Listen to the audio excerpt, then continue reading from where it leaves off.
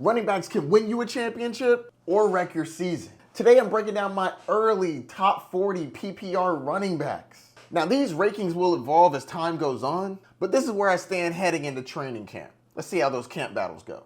I'll walk you through each tier so you know who to target and who to avoid. And of course I have my co-host here, Geoffrey. Say what's up to the people. Good afternoon, Bay Nation. I've analysed every carry, every catch, and every trend the numbers refuse to ignore. Shall we begin? Sounds good to me, Geoffrey. Take me to the rankings. Let's start off with tier 1. Yes, sir. Christian McCaffrey, Bijan Robinson, Saquon Barkley, Jahmyr Gibbs. These running backs are elite. They have everything you want. Usage, talent, red zone work. There's a couple of question marks, but when these guys are on the field, they dominate for you.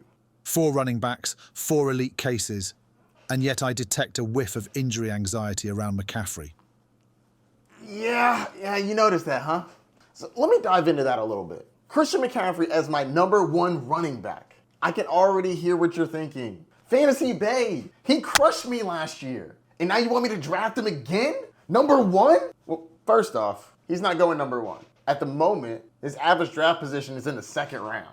Do I think that comes up a bit? Probably. But the cost isn't as extreme as it normally is. Normally, you're getting Christian McCaffrey with the first pick. Now you're back at the 1st, early 2nd. And if you want to be hands off of Christian McCaffrey, I totally get it. But if you're asking me who I think is going to score the most fantasy points if they play 17 games, it's Christian McCaffrey. Deebo Samuel, gone. He's with the Commanders now. Brandon Ayuk, banged up. Who knows if he's going to start the season on time? And when he comes back, does he rev up slow? That leaves Juwan Jennings, Ricky Pearsall, and George Kittle in the receiving game. I think CMC is going to have a pretty nice role in the passing game. Christian McCaffrey has proven when he's on the field, he's the best fantasy football running back in the league. Let's check this out. Geoffrey, please bring up the top PPR running backs for the last 6 years, sorted by most points. Yes, sir. Excellent. Now highlight Christian McCaffrey in blue and highlight the main stars from 2024 in yellow. Perfect. As you can see here, 3 of the top 8 fantasy finishes for PPR running backs are Christian McCaffrey, including back-to-back top 8 finishes of all running backs in the last 6 years. Christian McCaffrey, 3 of the most. When he's on the field, he dominates. Problem is, he's not always on the field. This pick is not without risk, but as an early 2nd, late 1st round pick, I think the juice is worth the squeeze. But to play devil's advocate, it is risky. Shout out to Draft Sharks. He is projected to miss 3 games. Will it happen? I don't know. Christian McCaffrey will get injured, be out. Come back, dominate for 2 years straight, 2022, 2023. Let's talk about the rest of tier 1. Bijan Robinson finished his running back 3 in PPR last year. He's finally getting used in the red zone and the goal line. Geoffrey, pull up the grades for the goal line of Bijan Robinson, please. Yes, sir. Let's look at the carries inside the 5-yard line. In 2023, Bijan Robinson was a D-. That jumped up to B+ last year. And touchdowns inside the 5-yard line, that went from D+ to A+. You can't have a better jump up than that. Now the question comes with, what's this offense look like with the new quarterback? We got a glimpse of that last year when Michael Penix took over the role. It was only like a 4-game sample size, but the numbers changed dramatically. In those 4 games, he was on pace to dominate on the ground. 337 carries and over 1,900 rushing yards. They were giving him a lot of carries. Now, his receiving did take a bit of a hit. Pace went from 50 to 34. But if you're going to be running the ball like crazy, a drop in receptions won't crush you. And he's going to need to keep those carries up because he doesn't tend to break away many runs. He needs the volume. Geoffrey, bring up his breakaway grades. When you hear breakaway, think of big plays. Any rush 15 yards or more. He doesn't break away a lot of runs. B- in breakaway attempts. Breakaway percentage is going to be low because his volume is so high. And his breakaway yards are C+. But as long as those carries stay up, Bijan Robinson is going to dominate for fantasy football. Moving on to the next running back, Saquon Barkley is an absolute beast. I don't know if I need to say much about him other than draft him. He's incredible. He dominates at every facet of the game except for receiving. And that's only because Jalen Hurts doesn't throw the ball. If he threw the ball to him, he would dominate that too. Speaking of a guy with breakaway speeds, this guy. Saquon finished as the running back 2 in PPR last year, number 1 in half-point PPR. And can he do it again? Absolutely. Of course. Any one of these 3 dudes could be the number 1 overall running back this year. There's questions about the wear and tear, but I think Saquon's built a little different. I think he should be able to stay healthy.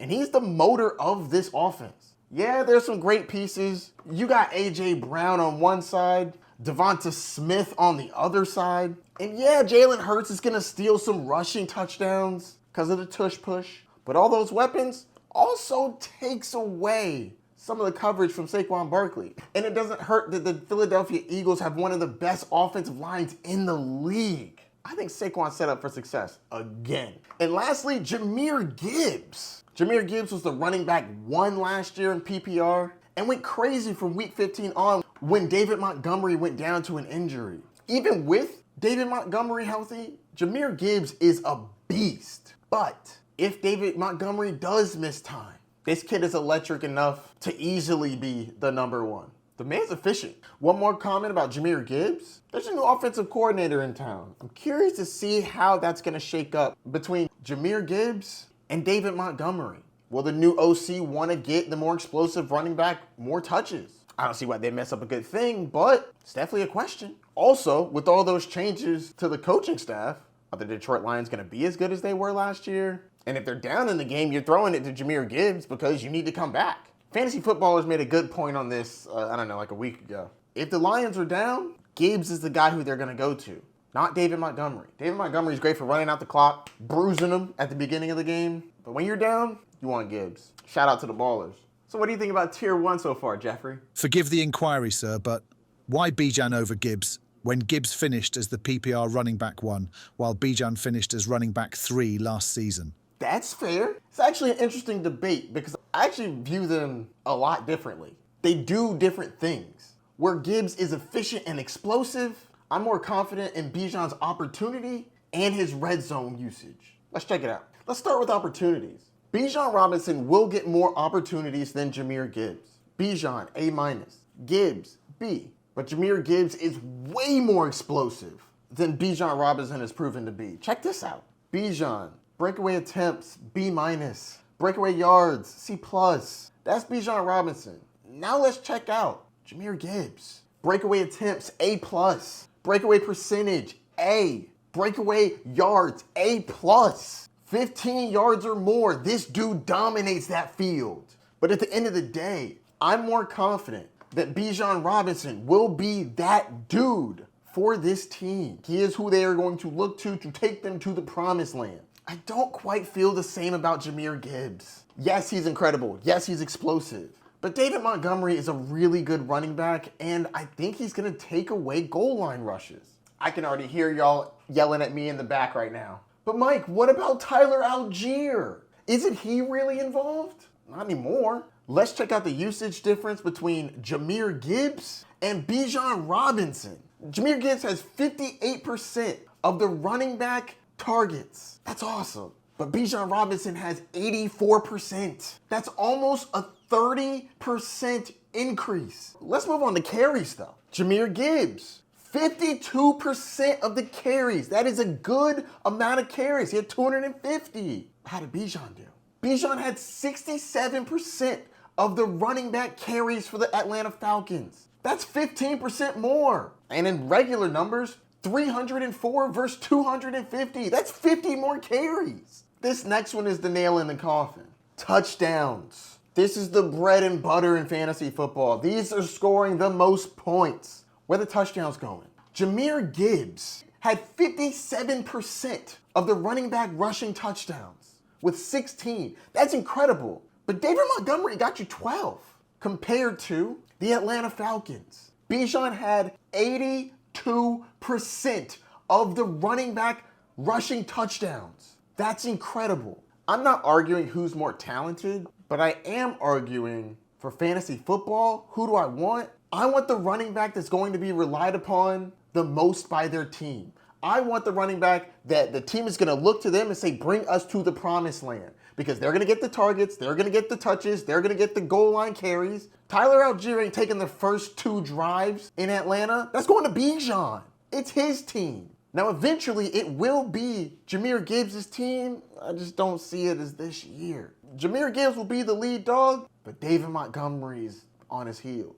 So if I'm picking between Jahmyr Gibbs and Bijan Robinson, give me the bell cow running back, Bijan Robinson. Wow, Geoffrey, that was a long tier. The rest will not be that long, but this is a top 4. I wanted to break it down for y'all. These are tough choices. Side note, all of these running backs are going in the top 6 in fantasy drafts right now, except for Christian McCaffrey, who you can get in the late first, early second. I'd say that's a pretty good value. Still kind of risky, but a great value. So that's tier 1. If you're enjoying the content so far, can you drop me a like down below? Subscribe if you want, but I'm really trying to get my likes up. Let's do something a little different. Let's see if we can get this video up to 50 likes. You think that's a good number, Geoffrey? A modest ask, sir, especially given the quality of commentary. Well, thank you, Geoffrey. The quality is on point today, ain't it, Geoffrey? Let's go. Moving on to tier 2. Derrick Henry. Ashton Jeanty. Achane. I like all these guys. They're not quite tier 1, but they're close. Each one of these dudes can finish in the top 5. I'm just slightly less confident that they'll get there. Actually, one of them will be top 5 because that's how numbers work, Mike. What are your thoughts on this tier before I get into it, Geoffrey? Jeanty hasn't taken a snap. Henry is ancient, and Achane weighs less than your camera stand. Dang, tell me how you really feel, Geoffrey. Jeanty hasn't taken a snap yet, but that doesn't mean he can't be successful. Sir, are you truly comfortable selecting a rookie with 0 NFL touches over proven veterans? Or are we scouting highlight reels again? Yes, I'm confident, Geoffrey. You know what? Let me break this down for you. Let's start with your Derrick Henry is ancient comment. Derrick Henry might be 31 years old, but he has not lost a step. A+ in missed tackles forced after a carry. A+ in yards after contact. And his breakaway yards have been rejuvenized. Breakaway attempts, A+. Breakaway percentage, A. Breakaway yards, A+. He's a 31-year-old freak of nature. They don't call him King Henry for no reason. If you come for the king, you best not miss. And me personally, I won't stop drafting Derrick Henry until I see him decrease on the field. He's one of the ones where I'm gonna have to see it to believe it. And if I'm late, then I'm late. Because they've been worried about his age for years. Because that's what they were saying last year, and the year before that, and the year before that, and the year before that. Some dudes are just built different. That's why you call him the king. Crown messed up my fro. I had to pick that mess back up. As for your second point, Javonte Williams wouldn't be the first rookie running back that came out and did work. Geoffrey, pull up a list of all the running backs that were taken in the top 12 of the NFL draft and show me how they did in fantasy. These are all the running backs taken in the top 12 of the NFL draft over the last 10 years, and every one of them came with expectations. You're right about that, Geoffrey. But look at this. Todd Gurley in 2015 finished as the 9th best running back, and he missed 3 games. Ezekiel Elliott in 2016, 2nd best running back. Christian McCaffrey, 9th. Leonard Fournette in 2017 was 10th. Saquon Barkley was the #1 running back his rookie year in 2018. What does all this mean? Unless there's an epic collapse, Ashton Jeanty is finishing in the top 10, and I don't think it's gonna be 10. 2 of these guys, Todd Gurley in 2015 and Leonard Fournette in 2017, missed 3 games and still finished in the top 10. Ashton Jeanty went 6th overall to a team that needs him. I'm not worried about the Zamir White competition. The new head coach, Pete Carroll, y'all remember Marshawn Lynch, right? Yeah, they about to be running this boy. Yep. So am I fine with drafting him this high? That's the 6th running back off the board? Yeah. And for your comment about Devon Achane's weight, as small as a mic stand? You actually onto something there. That's a little dude. 5'9", 185. He's a little guy, but he's quick though. My worry really isn't about his health. It's about the health of his quarterback, Tua Tagovailoa, because this man can't stay on the field. Concussion after concussion. It's tough to watch sometimes, to be honest with you. Also, that offense took a step back last year. I think it was because they were afraid of Tua getting hit. But when Tua Tagovailoa plays, Devon Achane's that dude. Last year in games with Tua, weeks 8 to 16, Devon Achane was elite. He was a top 3 running back. So the confidence here is, do you think that Tua Tagovailoa is going to stay on the field. Because if he doesn't, it could be tough sledding. That offense looked gross last year. All right, Geoffrey, let's move on to tier 3. Josh Jacobs, Bucky Irving, Kyren Williams, Jonathan Taylor, Chase Brown, Joe Mixon,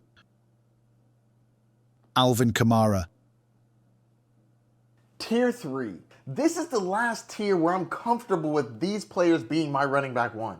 They're not perfect, but they're talented. And they have some real upside. A couple make me a little nervous, higher in my projections than I thought they would be. But I do stat out all these players. Let's talk about it. Let's start at the top with Josh Jacobs. This dude is the clear running back 1 on his team. I like the offense. They should be solid. Josh Jacobs had a great bounce back last year. A+ in missed forced tackles after a carry, A+ in yards after contact, and an A+ in elusive rating. This guy also gets it done in the red zone. A+ in carries and touchdowns inside the 5-yard line. That means when they get it close, Josh Jacobs is getting that ball. He could work on his breakaway speed though. Man doesn't really leave people. Volume and touchdowns, that's the key for Josh Jacobs. This next one makes me a little nervous. I was not expecting Bucky Irving to be this high in my rankings, honestly. But I think he's going to get the receiving work, and he took the starting job from Rachaad White last year.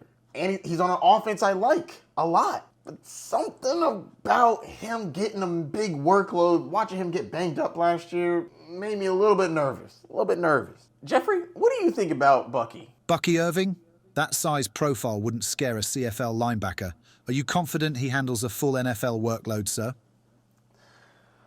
No, I'm not overly confident in his body getting the workload of a Bijan Robinson, but I don't think they're going to use him that way.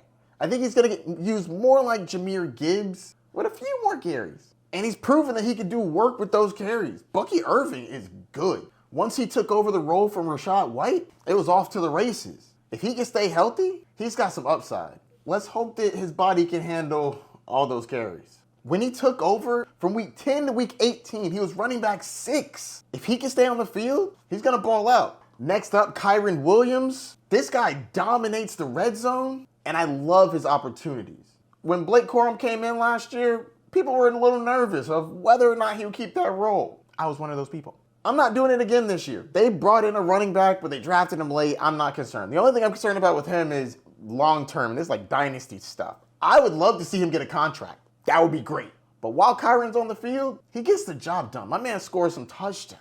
Now, touchdowns aren't a sticky stat, but if they keep feeding the ball like this to him towards the end zone, those touchdowns are going to keep coming. He's not a great breakaway runner, so he's going to need to get those opportunities. I think he gets those. Next up, Jonathan Taylor. This guy was the #1 running back a couple years ago. Times have changed a bit, mostly with the quarterback position. Whether it's going to be Anthony Richardson or Daniel Jones, I'm not excited about either. Surprisingly, Daniel Jones is probably going to be the better of the two, which is a weird thing to say out loud. And Jonathan Taylor is the clear-cut #1 running back on this team. And people were concerned last year whether or not he could bounce back, but towards the end of the year, man, he was dominating for fantasy football playoffs. And he proved he still has that burst. What a bounce back. A+ in breakaway yards. Love to see that. That's his best ranking since 2021 when he was dominating for fantasy football. Chase Brown, the clear #1 for the Cincinnati Bengals. I love that he's on a high-powered offense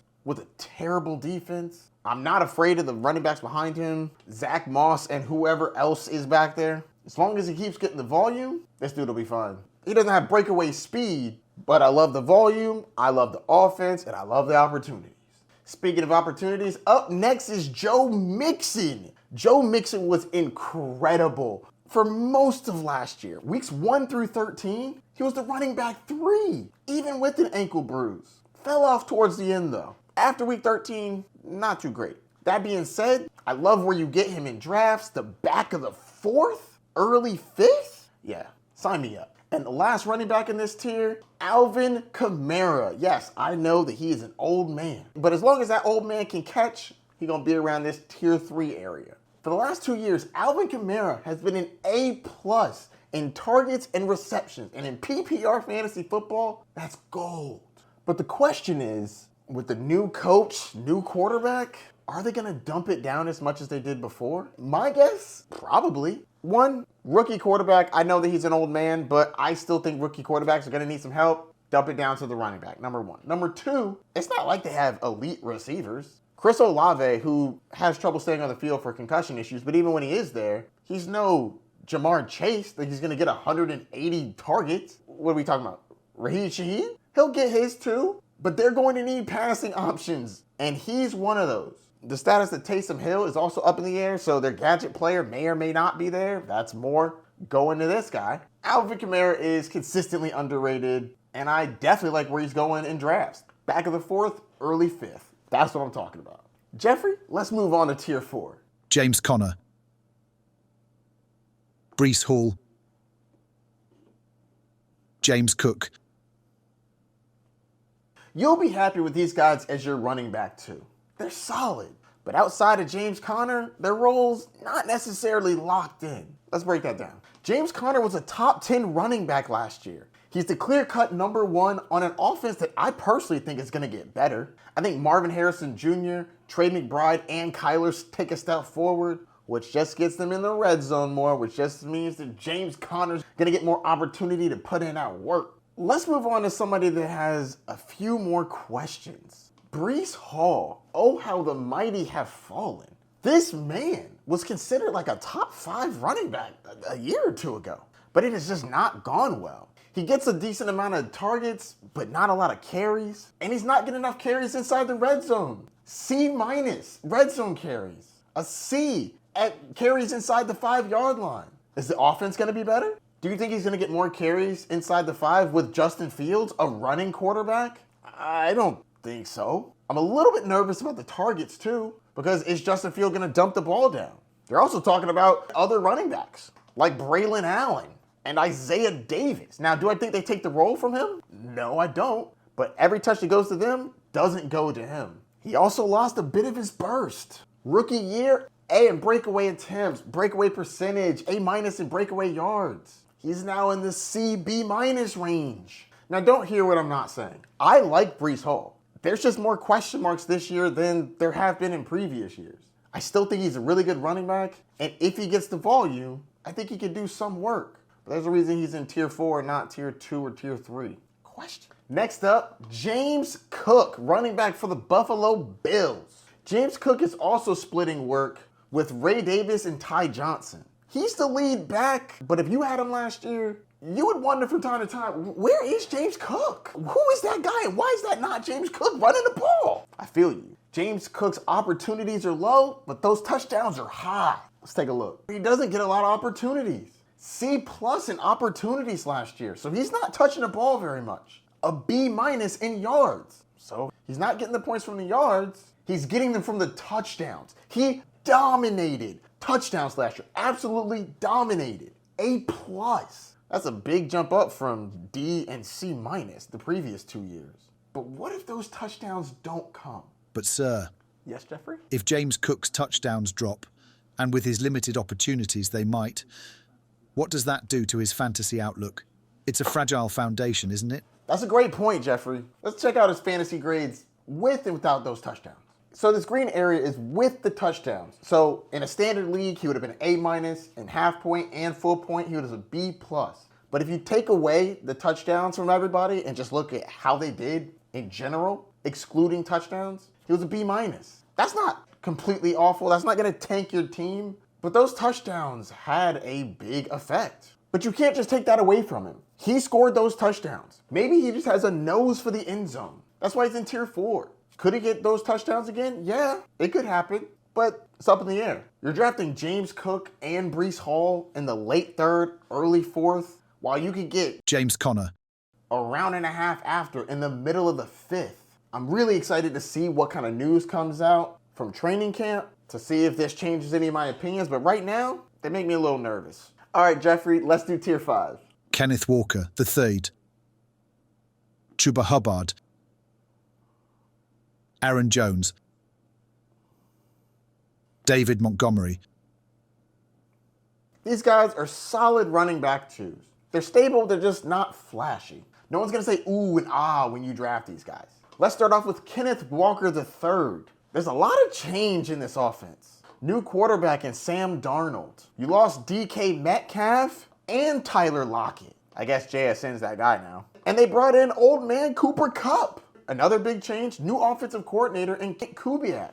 He's going to want to run the ball. That's great. But what's the mix going to be like? How much is going to be Kenneth Walker's job? And how much is going to be Zach Charbonnet? Whenever new coaches come in on the offensive side, I always have to wonder, what's the new split look like?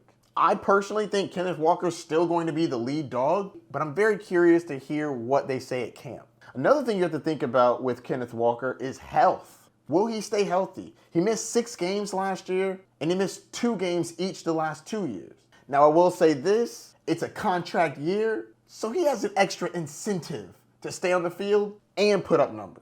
But still a lot of question marks. Next up, Chuba Hubbard. He broke out last year, and that got him a nice fat contract, 4 years, $33 million. Now, the team did bring in Rico Dowdle, but I'm not too concerned about Rico Dowdle. He was all right last year, and his contract with the Panthers reflect that. 1 year, $2.8 million. Side note, when you're in situations like this and you don't really know who's going to get the work, especially if it's recent, follow the money. Yeah, I'm sure they'll split the role, but Chuba Hubbard is that dude. There's a reason they're paying him way more. They're going to get their usage out of him. I also think the team takes a little bit of a step forward. Bryce Young looks better towards the end of last year, and I think that he's going to be okay. Next, we have Aaron Jones, another man who just got paid. 2-year, $20 million deal. I think they're going to get their money's worth. They did bring in Jordan Mason on a 2-year, $10 million deal, which is not a terrible deal. I still think that Aaron Jones is the guy, but Jordan Mason is going to be trying to fight for some playing time. They do have a new quarterback in J.J. McCarthy. New quarterbacks tend to lean on their running back a little bit more, so hopefully he gets some dump-offs. Next up, David Montgomery.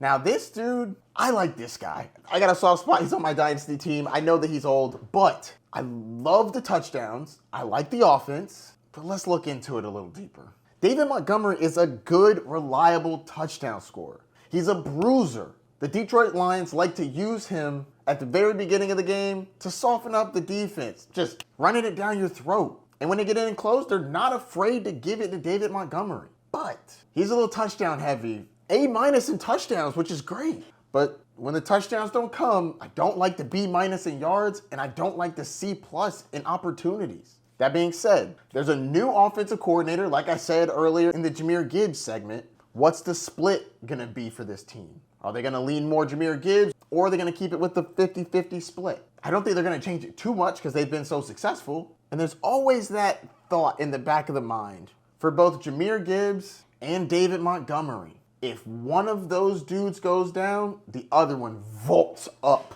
Opportunities, touchdowns, fantasy points, everything. If one of those goes down, the other one is through the roof. What are your thoughts on this tier, Geoffrey? The year is 2025. David Montgomery is still here. Incredible. I agree. He's getting a little older, but I think he can still get the job done in this role. Moving on to tier 6. Geoffrey? Quinshon Judkins. Tony Pollard. Omarion Hampton. DeAndre Swift. TreVeyon Henderson. This tier is exciting for me. Gotta love rookies with upside and some veterans that are still considered running back ones on the squad. Their squad, not your squad, obviously. Some of these guys will hit. Let's jump into it. Starting with Quinshon Judkins. Rookie running back for the Browns. They drafted him in the 2nd round. And with Nick Chubb gone, he's clearly the lead back. Now, I don't think this team is going to be particularly good because of their quarterback situation. I mean, who is the quarterback? Joe Flacco? Kenny Pickett? Or are we going to be having a rookie quarterback in Dylan Gabriel? Or Shedeur Sanders, who just got in trouble speeding. I won't even get into that. But who's it going to be? The only one I know is not going to be Deshaun Watson. This guy may never play another down for the Browns again. What a terrible signing. But back on track. The offense isn't going to be good, but they know how to run the ball. And I think Quinshon Judkins will have a big role. I'm not scared of the people behind him. I know they drafted another running back. I'm not really concerned about him. I think it's Judkins' team. And I really like Jenkins' skill set. He's got a nose for the end zone. Now, I know it's college, but he's kind of a big boy. 6 foot, 220?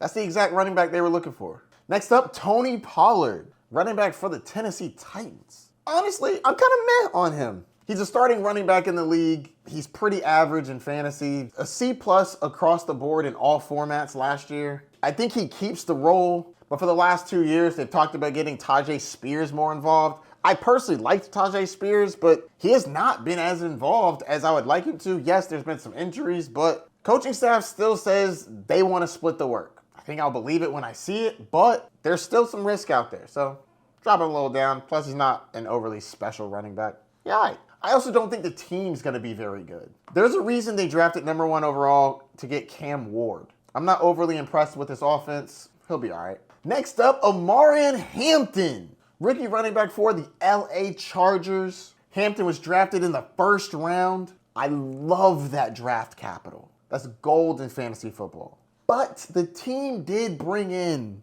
Najee Harris on a 1-year, $5 million deal prior to drafting Hampton. I do think there's a chance that Najee Harris will be the starter for a bit, but as the time goes on, I think Omarion Hampton will end up taking that lead back role, but I think both of these running backs are going to be used. Najee Harris isn't elite by any means, but he's been a workhorse his whole career, and he plays 17 games every year. So I say that to say this. I don't think Najee Harris is really going anywhere. I think Najee Harris's role will be heavier at the beginning and teeter off towards the end, but I don't think he goes away. They want to run the ball, and they will with good running backs. I think Omarion Hampton is a back half of the year to playoffs kind of running back. I think he'll be solid for you in the first half, but if you draft him, you're going to want to have a team where you know that the other players are going to start hotter. Like, I wouldn't want him to be my running back too. I'm not very confident that the first half of the year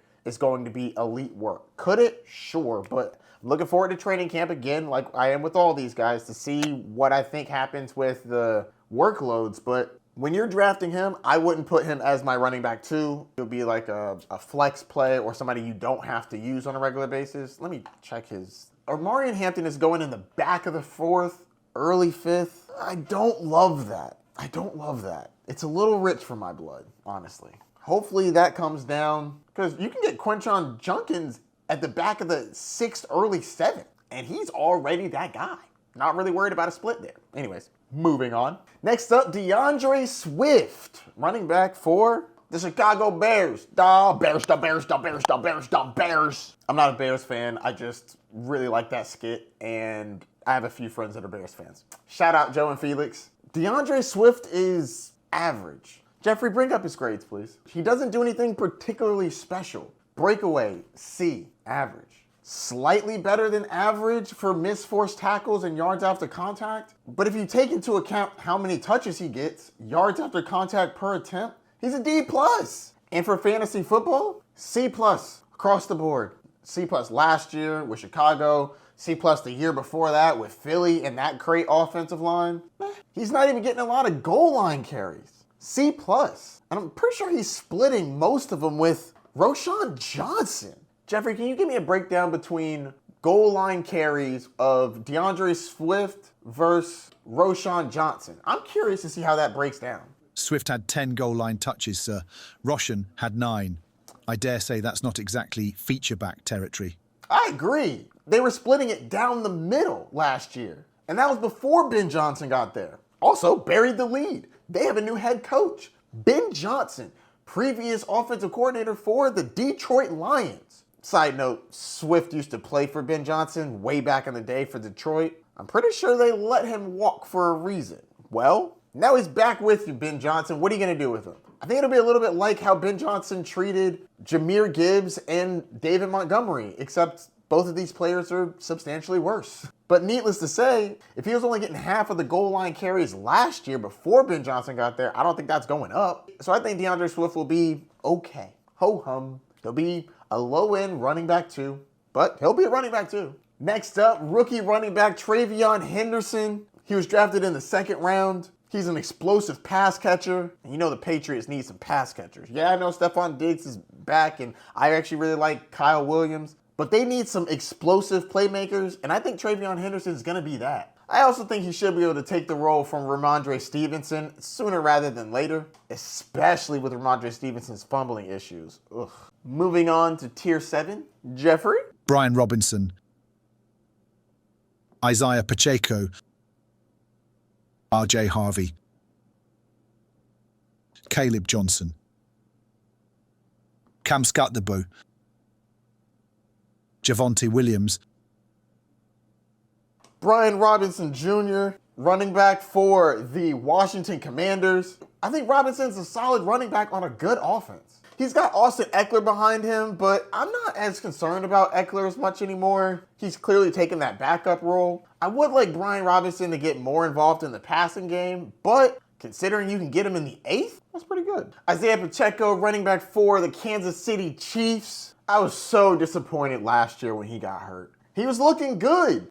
When he came back at the end of the year, he wasn't looking good. But to be fair, he broke his fibula in week 2 of last year. Yeah, he came back, but he clearly wasn't the same. This year, if he's healthy and he looks good, I'm not afraid of the people behind him. An old Kareem Hunt. If Isiah Pacheco can get back to form, I think he'll be good. But he's in tier 7 because I'm not overly confident about it right now. I'm curious to see what happens at camp. Like I said, these are early rankings. A lot can change. But as of right now, I'm a little skeptical. Next up, RJ Harvey, running back for the Broncos. He was a rookie drafted in the 2nd round. I was honestly really surprised that the Broncos took him, but awesome. Another UCF alumni. Go Knights, charge on. I think he's going to be great for this offense. And Sean Payton has proven over the years that he knows how to use a running back. That being said, they did bring in J.K. Dobbins. That threw a little bit of water on the flame. Not that I don't think he can still be really good. I think he's going to take over that role. But J.K. Dobbins being there, I think muddies the waters a little bit. I still like him. I think he has a lot of upside, but I really wasn't concerned about Audric Estime taking anything. J.K. Dobbins looked okay last year. At least at the beginning of the year, I think he might be a little bit of something to deal with. Moving on. Kaleb Johnson, running back for the Pittsburgh Steelers. He was a 3rd-round pick. I like the landing spot. The Steelers had to fill the void of Najee Harris moving teams going to the LA Chargers. So I think Kaleb Johnson slides right into that starting role. Maybe not at the beginning. They might make him earn it going up against Jaylen Warren, but I'm not overly impressed with Jaylen Warren, so I think that he loses the job over time. Plus, Mike Tomlin has talked up Kaleb Johnson a decent amount. He likes his tape, and I like his tape too. I am curious what this offense is going to look like with Aaron Rodgers. I know he can be kind of particular about his players being in the right spot, and Kaleb is a rookie. So we'll see how that goes. I think he takes over the job as the year goes on, but again, rookie sharing roles. Next up, Cam Scatterbo, running back for the New York Giants. I absolutely love this guy's tape. He reminds me of a Christian McCaffrey light. I can't believe he went in the 4th round. He looks really good. He's hard to tackle, faster than he looks. I do think he splits work with Tyrone Tracy, at least to start the year, but Tyrone Tracy I don't think is as talented as this guy. And I'm not scared of the draft capital because Tracy was drafted in the 5th. Cam Scatterbo was drafted in the 4th. And as the time goes on in the year, when you're not winning games, you're going to want to see what you got in the rookie. And Cam Scatterbo, I think, is going to impress. Can't wait to see him on the field. The last player in this tier, Javonte Williams, running back for the Dallas Cowboys. This is a prove-it year for him. He signed for 1 year, $3 million, which is not very much. And honestly, he hasn't bounced back from the injury he had a couple years ago. Geoffrey, what was his injury again? Class, a quick warning, this gets a bit graphic. What? If you'll direct your attention to the screen. Williams sustained a torn ACL and MCL in 2022, costing him 13 weeks. The mechanism of injury is quite clear in this footage. Try not to wince. Geoffrey, you have injury animations now? But of course, sir. I find a well-timed visual helps the lesson stick. I mean, it does. Little warning on the cutting of ACLs and MCLs. Goodness gracious. But yeah, back to the subject. He hasn't looked the same since that injury. Let's bring up the elusive ratings. If you see here, in 2021, he had a full healthy season. Looked good. In 2022 is when he got that injury. Tore his ACL and MCL. And just hasn't bounced back. Missed forced tackles after a carry. From A+ to B- to D+. Yards after contact, B to B- to D. Elusive rating, A+ to C minus. He's been going down. Now, I will say this. It was a really bad injury, as you can see from Geoffrey's animation. Those injuries sometimes take a long time to recover from. He's over 2 years out now. So there's a chance he could bounce back. And if he does, he's on a good offense. I like the Dallas Cowboys offense. So if he can prove that he can step up, I think this could be good for him. But these numbers right here, that's no bueno. I'm rooting for you. Let's move on to the next tier. Travis Etienne Jr., Jaylen Warren, Tyrone Tracy Jr., Najee Harris, Austin Ekeler, Rhamondre Stevenson, Zach Charbonnet, Tyjae Spears. These are mostly backups. But if you go 0 running back, you'll probably end up with a couple of them. And yeah, I know, Travis Etienne, Tyrone Tracy, and Rhamondre Stevenson are all still starters. They're just in a little bit murky situations. Let's start with Travis Etienne, running back for the Jacksonville Jaguars. Man, he fell off. He was really good a couple years ago. I mean, literally 2 years ago. He finished in the top 5. Now he's down here in tier 8. That's wild.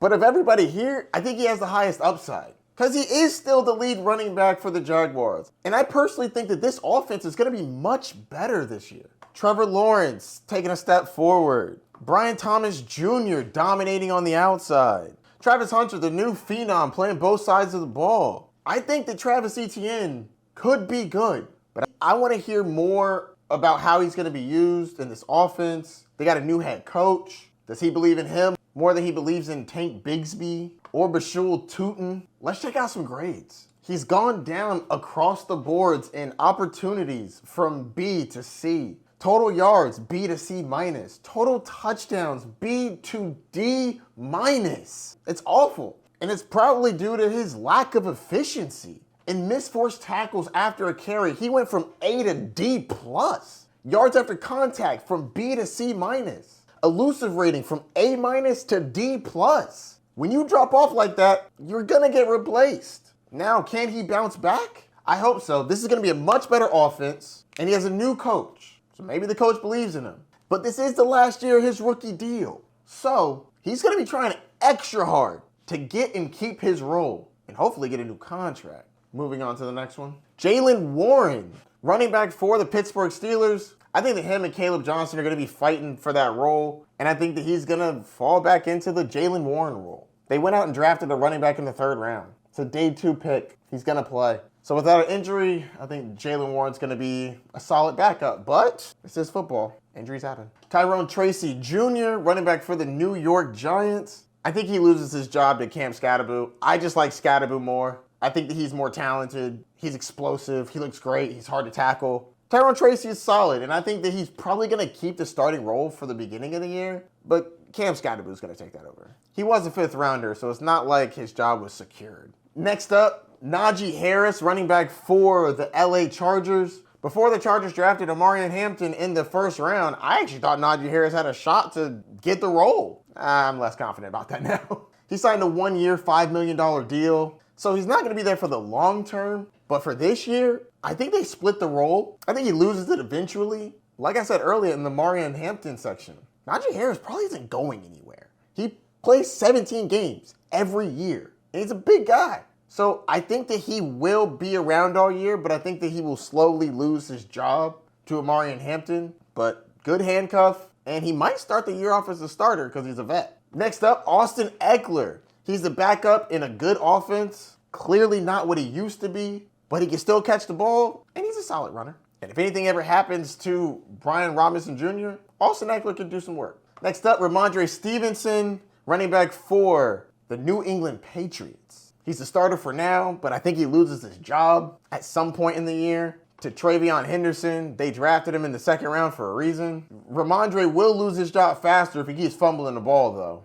That mess needs to stop. Hold on to the ball. Next up, Zach Charbonnet, running back for the Seattle Seahawks. He's a backup running back to Kenneth Walker III, but the team just got a new offensive coordinator, so we don't really know what the mix is going to be. Previously, it was the Kenneth Walker show, but now I don't know how much they will be blended. What will the roles be? I do know that they want to run the ball in this offense. I know I keep saying this, but if anything ever happens to the starter in Kenneth Walker, I think Zach Charbonnet should be pretty solid. He filled in pretty nice last year. From weeks 13 through 18, when Kenneth Walker III was banged up, Zach Charbonnet was running back 14, which is pretty good considering how late you're getting him. But there's a lot of things that are up in the air. I'm looking forward to hearing more information out at camp. And last but not least, we have Tyjae Spears, running back for the Tennessee Titans. The team has been saying for a couple years that they want to get him more involved. They want him to split work with Tony Pollard. I have not seen that very much now, to be fair. Tyjae Spears has been banged up from time to time, but I'm not overly confident that it's going to be a 50-50 role, but they keep saying it, so we'll see again at camp. So that's the top 40. Let's do a quick recap. Top 40 PPR running back rankings by tier. Tier 1. Christian McCaffrey, Bijan Robinson, Saquon Barkley, Jahmyr Gibbs. Tier 2. Derrick Henry, Ashton Jeanty, Devon Achane.